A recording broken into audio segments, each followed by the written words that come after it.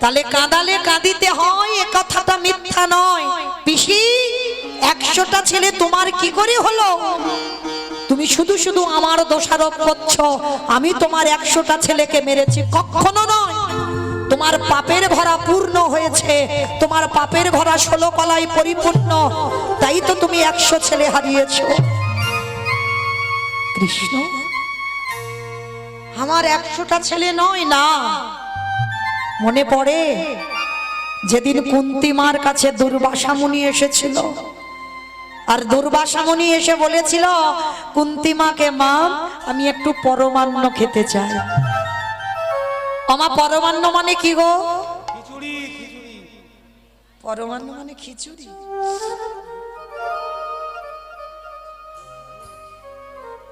পরমান্ন মানে পায়েস, তাই তো? তাহলে পরমান্ন মানে যখন পায়েস হয়, আজকের দুর্বাসা কুন্তী মার কাছে পায়েস খেতে চেয়েছে। তবে শোন মা, যেমন তেমন করে দিলে আমার হবে না, আমার 100টা সোনার পাত্রে পরমান্ন দিতে হবে। 100টা সোনার পাত্র জোগাড় করেছিল বাবা গান্ধারী মান হরিবল, কুন্তী মা 99টা, আর 99টা জোগাড় করে একটা পাত্র পাইনি বলে কি করেছিল জানো? ওই গরম ফুটন্ত পায়েস নিজের বক্ষের উপরে ঢেলে দিয়েছে। কি গো মা, পারবেন অতিথি সেবা এমন করে করতে? গরম ফুটন্ত পায়েস একটা স্বর্ণপাত্র পাইনি বলে স্বর্ণপাত্রের থেকে মূল্যবান হলো হৃদয় পাত্র। ওই হৃদয়ে পরমান্নটা ঢেলে দিয়ে দুর্বাসার চরণে নিবেদন করলো, আর দুর্বাসা দেখা মাত্র চমকে উঠেছিল, অসম্ভব! একই রে মা, এই গরম ফুটন্ত পায়েস তুই তোর বুকে ঢাললি কেন? আমি হৃদয় পাত্র বলিনি, আমি বলেছিলাম স্বর্ণ পাত্র। বাবাজি, আমি 99টা জোগাড় করলাম, একটা পাইনি। তাই পাইনি বলে যদি আপনি রেগে যান, যার জন্য আমার হৃদয় পাত্রে আমি দিলাম, গ্রহণ করো। দেখা মাত্র দুর্বাসা বলে উঠলে, তোর এত প্রেম, তোর এত ভক্তি, তোর এত অতিথি সেবা, যা তুই স্নান করে আয়। স্নান করে এলে আমি তোকে বর দেব, তুই 100 পুত্রের জননী হবি। অমায়েরা, একটা পুত্র সন্তানের জন্য 7 ঠাকুরের কাছে যদি মানত করি, আর কোন মা যদি হঠাৎ 100 ছেলের বর পায়, সে মায়ের কত আনন্দ হবে। কুন্তী মা তাড়াতাড়ি করে স্নানে চলে গেল, স্নান করে এলেই আশীর্বাদ পাবে। আর সমস্ত ঘটনাটা শুনে নিয়েছিল গান্ধারী মা। গান্ধারী মা শুনে বাবা চালাকি করতে শুরু করলো। কুন্তীর মতো পোশাক পরেছে, কুন্তীর মতো সেজে মাথায় ঘোমটা দিয়ে দুর্বাসার চরণে এলো। আর দুর্বাসা ধ্যানস্থ ছিল, মাথায় হাত দিয়ে বর দিল যে আমি তোকে আশীর্বাদ দিলাম, তুই 100 পুত্রের জননী হবি হবি হবি। যেই না বরটা দিয়ে দিল, আর বরটা নিয়ে বাবা গান্ধারী মা পালিয়ে যাচ্ছে। আধা ঘন্টা পরে কুন্তী মা এসে বলছে, বাবা আপনি বর দেবেন বলেছিলেন, দেন। সে কি মা, আমি তো বর দিয়েছি, একটু আগে তুই তো আমার কাছ থেকে বর চেয়ে নিয়ে গেলি 100 পুত্রের। বাবা আমি তো স্নানে গেলাম, আমি কখন এসে বর নিলাম? অসম্ভব! তোর এত লোভ, তোর এত লালসা, একবার আশীর্বাদ নিয়ে আবার দ্বিতীয় না। বাবা আপনার কোথাও ভুল হচ্ছে, আপনি আমাকে বর দেননি। তবে রে পাপিষ্ঠা নারী, আমার ভালো করে মনে আছে আমি তোকে বর দিয়েছি। না বাবা, আপনি 1000 বার বললে আমি একটাই কথা বলবো, আপনি আমাকে বর দেননি। বেশ, তাহলে আমি এই মুহূর্তে ধ্যানস্থ হব। ধ্যানাযোগে বসলো দুর্বাসা, আর ধ্যানাযোগে দেখলো ওটা কুন্তী ছিল না, গান্ধারী চালাকি করে বর নিয়ে চলে যাচ্ছে। ধ্যান ভঙ্গ করে বলে উঠলেন, ওরে পাপিষ্ঠা নারী, ওরে দুরাচারী নারী, তোর এত বড় স্পর্ধা, তুই দুর্বাসার সঙ্গে ছলনা করিস? আমি তোকে ছেড়ে দেব না। এই মুহূর্তে আমি তোকে অভিশাপ দিলাম। কুন্তীর মাথায় হাত রেখে বর দিল, তুই 5 পুত্রের জননী হবি। তোর হবে 3টে সন্তান, যুধিষ্ঠির, ভীম, অর্জুন। মাতৃর হবে 2টো সন্তান, নকুল, সহদেব। আর মাতৃর মৃত্যুর পর সবাই ত্রিভুবন জানবে তুই পঞ্চপুত্রের জননী। আর আমি গান্ধারীকে অভিশাপ দিলাম, যেমন আমার সঙ্গে ছলনা করলো, তোর 5টা ছেলের হাতে ওর শত শত পুত্র নিধন হবে হবে হবে। আমার কথাটা কে বললো? মৌমিতা। ভগবান কৃষ্ণ কুরুক্ষেত্রের মাঠে দাঁড়িয়ে গান্ধারী পিসিকে বলল, পিসি 100টা ছেলে কি তোমার বলে মনে হচ্ছে?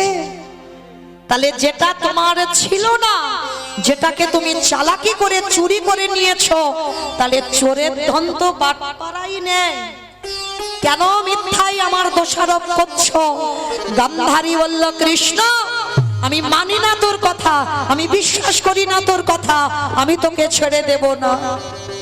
পিসি আবারও ভুল করছো তুমি। শুধু এই অপরাধ নয়, তোমার পাপের ভরা পরিপূর্ণ। মনে করে দেখো, 108 জনম আগে একটা মাকড়সার ডিমকে তুমি টিপে মেরেছিলে। বাবা এই জায়গাটা একটু শুনে রাখো। ওই যে মাছ পিস পিস করে কেটে তেলে ভাজছো না, তাহলে কি হবে ভাবতে পারছো? গান্ধারী একটা মাকড়সার ডিমকে মেরেছিল, তার গতিটা কি হলো দেখো। 108 জনম আগে এই অন্ধ ধৃতরাষ্ট্র আর গান্ধারী এরা স্বামী স্ত্রী বিবাহ করে বাসর সজ্জায় মানে ফুলসজ্জার রাত শয়নে যাবে, আর হঠাৎ ব্রাহ্মণী দেখলো উপরে একটা মাকড়সা বেয়ে যাচ্ছে। সঙ্গে সঙ্গে ব্রাহ্মণী বলল, হে ব্রাহ্মণ, তুমি আর আমি পালঙ্কে যদি শয়নে যাই, সুখের নিদ্রায় যদি থাকি, ঘরে কেউ নেই, কিন্তু মাকড়সা যে দর্শন করবে, তাই মাকড়সাটাকে পেড়ে দাও। ব্রাহ্মণীর বায়না থামাতে ব্রাহ্মণ পেড়ে দিল মাকড়সা। আর যখনই মাকড়সাটাকে পেড়ে দিল, ওই মাকড়সার দেখবেন মা, অনেকে দেখেছেন বড় বড় মাকড়সা যখন বেয়ে যায় না দেওয়ালে, পেটের মধ্যে সাদা রঙের একটা থলি থাকে না, কি মা দেখেছো? ব্রাহ্মণী কি করেছিল? মাকড়সাটাকে ধরে ওই পেটে থেকে থলিটা টেনে ছিঁড়ে নিয়েছিল। আর ছিঁড়ে নিয়ে ওই থলিটাকে মাটিতে আছাড় দিল। আর যখনই আছাড় দিল, ছোট্ট ছোট্ট ডিম বার হলো। আর ব্রাহ্মণীর আনন্দ হলো, যদি ডিমগুলোকে মারতে পারতাম। বাম পায়ের বৃদ্ধ আঙুল দিয়ে ওই ডিমগুলোকে একটা একটা করে টিপে টিপে মারছে। মাকড়সাকে মারিনি, ডিমগুলোকে মারছে। মাকড়সা দেওয়ালে বসে বসে কাঁদছিল, হে দয়াময়, তুমি আমার মনুষ্য কুলে জন্ম দাওনি, তুমি আমার দিয়েছো ক্ষুদ্র প্রাণ, কোন মুহূর্তে চলে যায়, কিন্তু আমি তো কোনো অন্যায় করিনি। কিসের জন্য ওই ব্রাহ্মণী আমাকে মা ডাক থেকে বঞ্চিত করে দিল? আমার সন্তান না পৃথিবীর আলো বাতাস পেল না, কিসের জন্য? তবে আমি মাকড়সা বলে ছেড়ে দেব না। ওই ব্রাহ্মণীকে আমি অভিশাপ দিয়ে রাখলাম, আজ যেমন আমি পুত্র শোক আমি ভোগ করব, আমার সন্তানদের মৃত্যু দর্শন করছি, আমার ছেলেগুলো ছটফট করে মরে যাচ্ছে, আমি ওই ব্রাহ্মণীকে অভিশাপ দিলাম, ওকেও আমার মতো একদিন এইভাবে পুত্র হারাতে হবে হবে হবে। একটা মাকড়সা অভিশাপ দিল 108 জনম আগে। ভেবে দেখেন মা, আমরা মনে মনে করি এ জন্মে অপরাধ করলাম, হয়তো সামনের জন্মে হবে বা তারপরের জন্মে হবে, বলে না। যদি তোমার পূর্ণের ঘরা পূর্ণ থাকে, কিন্তু কর্মভোগ করতে হবে বাবা, কোনো না কোনো জন্মে। এ জন্মে হয়তো তুমি অনেক পূর্ণ সঞ্চয় করেছ, যার জন্য তুমি কষ্ট পাবে না। যে অন্যায় করবে সেই অপরাধ তোমাকে ভোগ করতে হবে হবে হবে। সেটা বাবা 110 বছর পরে হোক, 110 জন্ম পরে হোক, বা কোনো না কোনো জন্মে তোমাকে পাপের শাস্তি পেতেই হবে। তো আজকে যেটা গান্ধারী পাচ্ছে, 108 জন্ম আগে যে পাপ করলো, আজকের কৃষ্ণ বলছে, পিসি তুমি কাঁদলেও আমার করার কিছু নাই, কারণ এই পৃথিবীতে কেউ আমার আপন নয়, কেউ আমার পরও নয়। কর্মফল সবাইকে ভোগ করতে হবে। ত্রেতা যুগে রঘুপতি রামচন্দ্রকে সরুজ নদীর জলে প্রাণ ত্যাগ করতে হলো। ভগবান কৃষ্ণচন্দ্রকে জরা ব্যাধির তীরে, ভাগবত বলছে 125 বছর বয়সে জরা ব্যাধির তীরে দেহ ত্যাগ করতে হলো। চৈতন্য মহাপ্রভুকে 48 বছর বয়সে বাবা দেহ সংবরণ করতে হলো।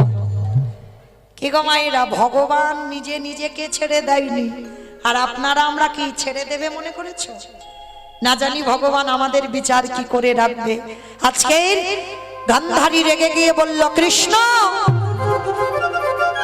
আজ যেমন আমার কুরু বংশ ধ্বংস হলো, ও মায়েরা যেটা আমরা পারি না সেটা বৃন্দাবনের ব্রজঙ্গনাগণ করেছিল।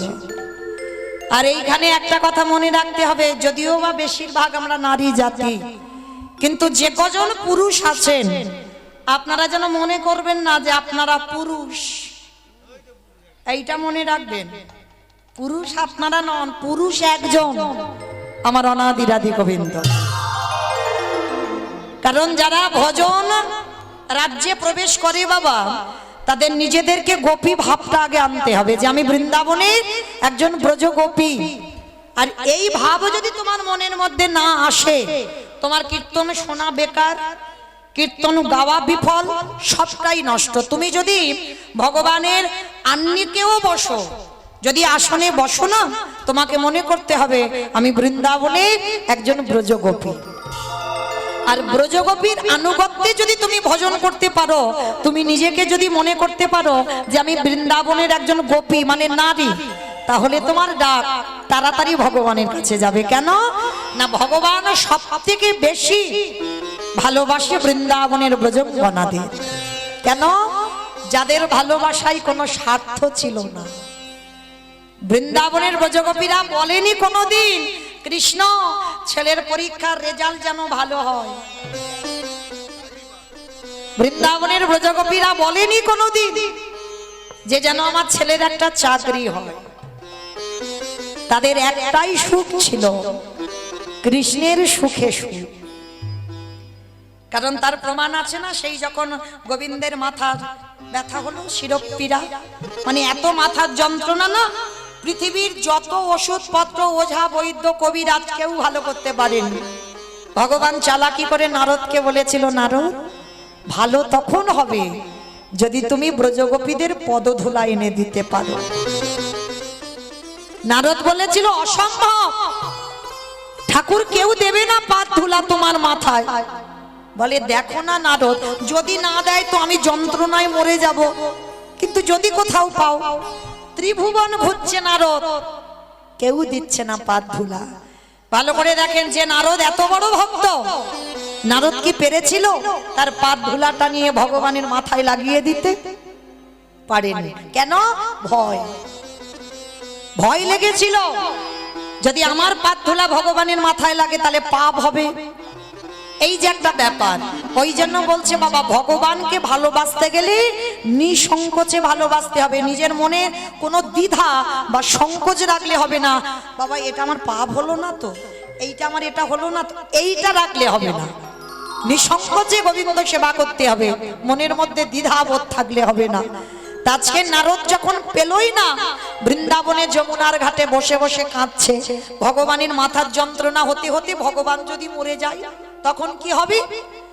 তখন বৃন্দাবনের ব্রজঙ্গনাগণ কলসি নিয়ে বাবা তাদের উস্কো খুস্কো চেহারা এসে দাঁড়িয়েছে যমুনার ঘাটে, নারদকে দেখেছে। ও নারদ, কি ব্যাপার এখানে বিষণ্ণ বদন? হে ব্রজগোপীগণ, খুব কষ্টে আছি গো। কষ্টে আছো? আচ্ছা তোমার কষ্টের কথা আগে ছাড়ো, আমাদের প্রভু কেমন আছে? ভালো নেই গো, মোটে ভালো নেই। বলে কেন, কি হয়েছে? সে তো দ্বারকায় ভালো থাকার কথা, রাত সুখে থাকবে, কেউ জ্বালাতন করবে না, তাহলে ভালো নেই কেন? বলে বড্ড মাথার ব্যথা হচ্ছে, যন্ত্রণা হচ্ছে। বলে ওষুধ দাওনি? বলে পাইনি তো দেও। ওষুধ পাওনি? কেন ওঝা বৈদ্য কবিরাজ বলে সব এসেছে, সব ফেল হয়ে গেছে, কিচ্ছু কাজ হচ্ছে না। বলে একটা ওষুধ দিতে হবে। কি ওষুধ নারদ? বলল ভক্তের পদধূলা। যেই না বলেছে না, ওই ব্রজঙ্গনাগণ আমার ওই নারদের কাছে হাত জোড়ো করে বললেন, নারদ এতদিন আসনি কেন? ভক্তের পাদ ধুলা দিলে যদি ভালো হয়ে যায়, আমাদের কাছে আসনি কেন? দাও, কিসে করে নিয়ে যাবে দাও, আমরা দিচ্ছি। নারদ মুনি শোনা মাত্র চমকে উঠেছে। ভয় লাগছে না? তোমাদের পাদ ধুলা দেবে আর ভগবানের মাথায় যদি ওটা লাগিয়ে দিই, তোমাদের ভয় লাগছে না? বলে ভয়ের কি আছে? তুমি জানো না নারদ, আমাদের পার ধুলা দিলে আমরা সবাই জানি আমাদের নরকে যেতে হবে। কিন্তু শোনো নারদ, নরকে যাব ভালো, কিন্তু তুমি কি জানো আমার কৃষ্ণ বড় সুখে থাকবে। নিতাই গৌর প্রেমানন্দে হরি বল।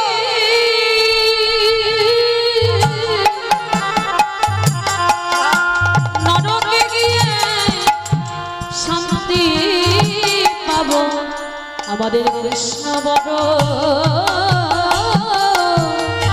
সুখে থাকবে।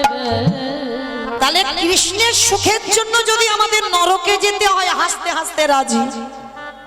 তখন ওই নামাবলী পেতে দিল। আর দেখবেন নামাবলীতে আছে না গোপীদের পদচিহ্ন। নারদ মুনি ওই 8 জন সখীর পাদ ধুলা চাগাতে পারছে না, মানে এত ভারী।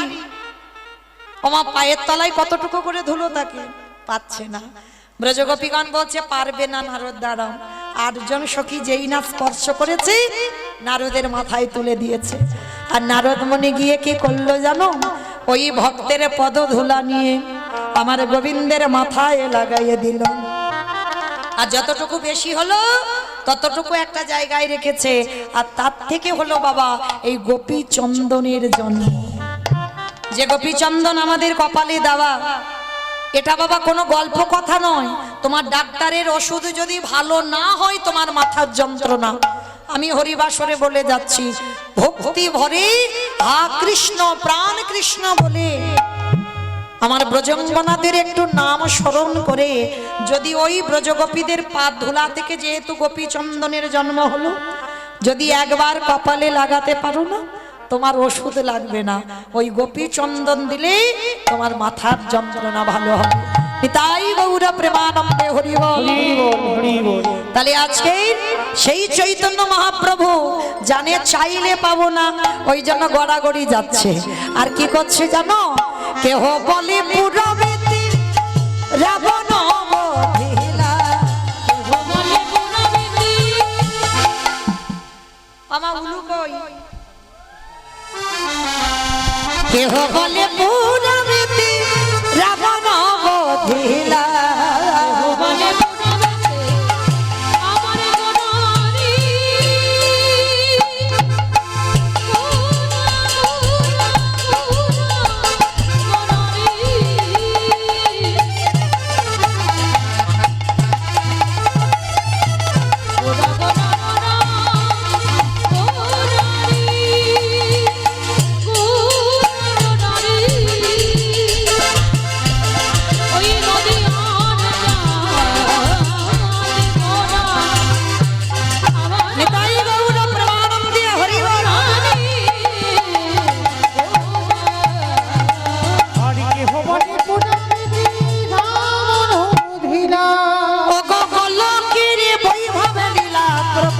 করিলা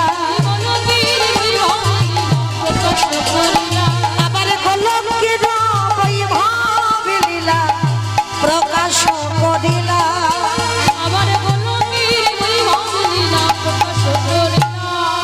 শ্রী রাধার ভাবে গোটাইয়া গোতালা।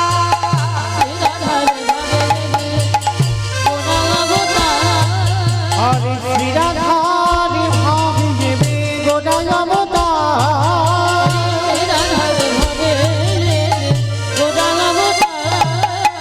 হরে কৃষ্ণ নামে গো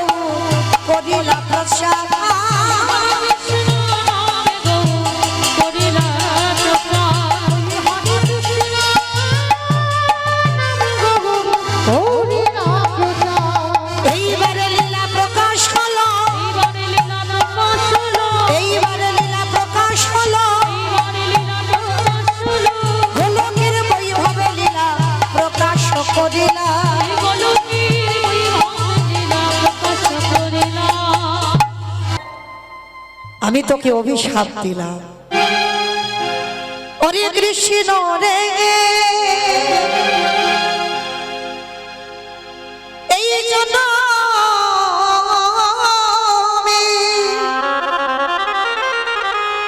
এই জন্মে যেমন আমি পুত্র হারাবারে জ্বালা ভোগ করলাম, আমার চোখের সামনে একটা একটা করে পুত্র ছটফট করে চলে যাচ্ছে, আমার গুরু বংশটা ধ্বংস হলো। আমি তোর সত্যিকারের যদি ভালোবেসে থাকি, আমি যদি তোর পিসিমা হয়ে থাকি, আমি তোর অভিশাপ দিলাম, তোর 56 কোটি যদুবংশ ধ্বংস হবে। না না বলো না, নিতাই গৌর হরি বল, হরি বল।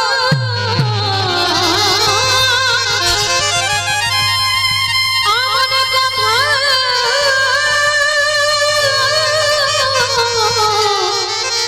বলো না, আমি আর সহিতে পারি না। কৃষ্ণ, তোর 56 কোটি যদু বংশ ধ্বংস হবে। ও মায়েরা, এই পৃথিবীতে ভালো করে লক্ষ্য করে দেখেন, যত ঝামেলা যত চাপ আমার সব ভগবানের উপরে,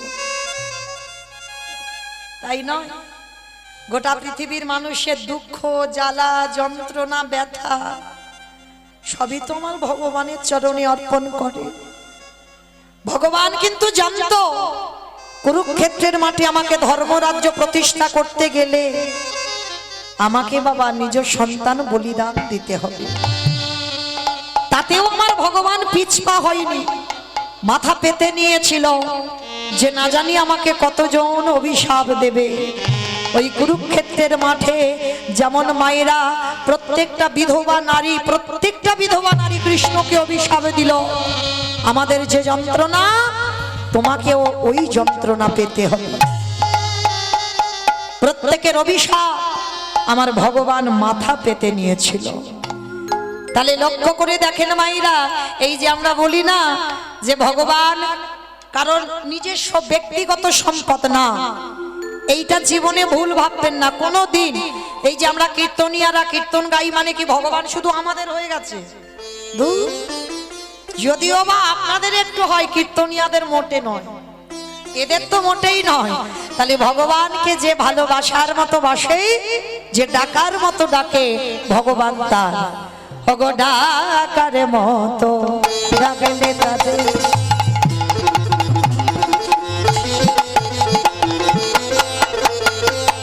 আমারে ভগবান থাকিতে পারে।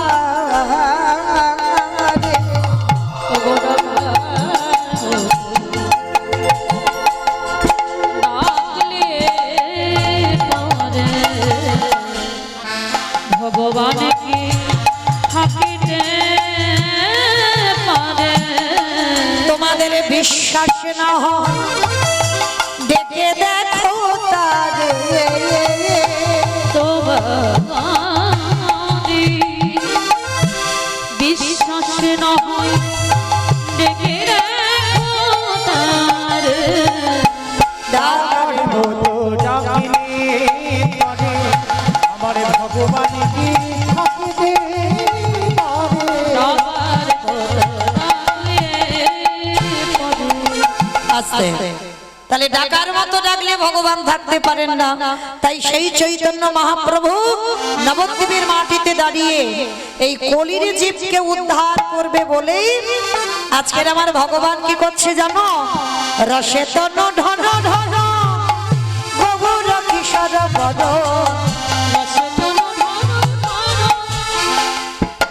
আমার উলু কই গো? আমার উলু টুলু নেই? আছে? ওই একটু দাও দেখি একটু জোরে। রসে তনু ঢন ঢন গৌর কিশোর বদ। রসে তনু ঢন ঢন আমার গৌরে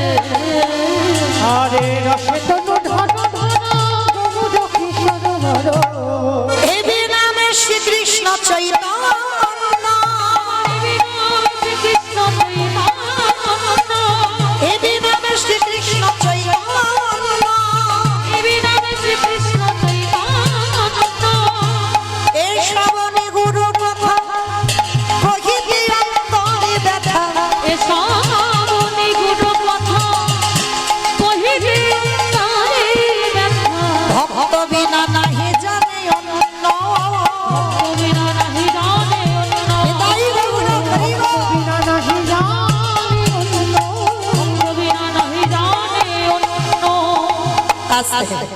তাহলে নবদ্বীপের মাটিতে আমার চৈতন্য মহাপ্রভু ভক্তদের নিয়ে বাবা সুরধ্বনি গঙ্গার তীরে ধুলায় গড়াগড়ি যাচ্ছে।